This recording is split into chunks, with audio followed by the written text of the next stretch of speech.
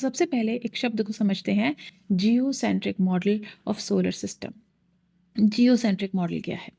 जो हमारा पंचांग है, हिंदू पंचांग, वो जियोसेंट्रिक मॉडल पे काम करता है। जियोसेंट्रिक मॉडल में हम पृथ्वी के केंद्र में रहते हैं। पृथ्वी की सतह पर रहने वाला मनुष्य ब्रह्मांड का केंद्र है। ऐसे आप देखें ब्रह्मांड को तो पृथ्वी सूर्य के चारों ओर चक्कर लगा रही है, चंद्रमा पृथ्वी के चारों ओर चक्कर लगा रहा है, और इन सब के साथ सूर्य भी कहीं किसी का चक्कर लगा रहे हैं।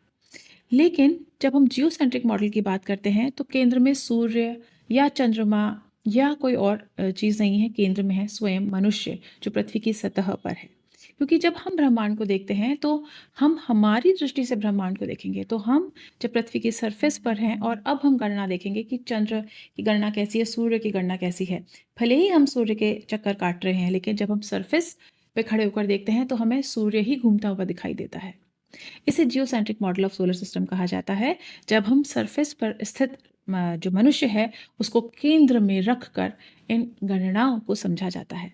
तो आइए एक छोटे से वीडियो से समझते हैं जियोसेंट्रिक मॉडल की अवधारणा को। जो देख रहे हैं केंद्र में ये पृथ्वी है, ये हम हैं।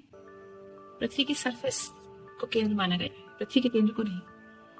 और इसी केंद्र के परिप्रेक्ष्य में हम पूरे ब्रह्मांड की गति की गणना करेंगे। जैसे आप देख पा रहे हैं सूर्य है, और अब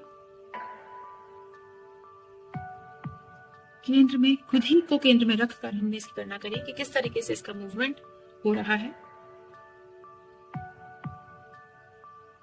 ये आपको समझाने के लिए इस तरीके से एंगल बनाया गया है। ये देखिए वापस सीधा हो गया। ये हम जो दिन रात समझते हैं ये वह है। अभी रात आ गई, कि वापस दिन आ गया। जैसे हमने स्वयं को केंद्र में माना। This is the geocentric model of solar system. देख पा रहे हैं, यही गति रहती है, इसी तरीके से दिन रात होता है। तो ये हमने यहाँ केवल एक शब्द समझा, geocentric model of solar system.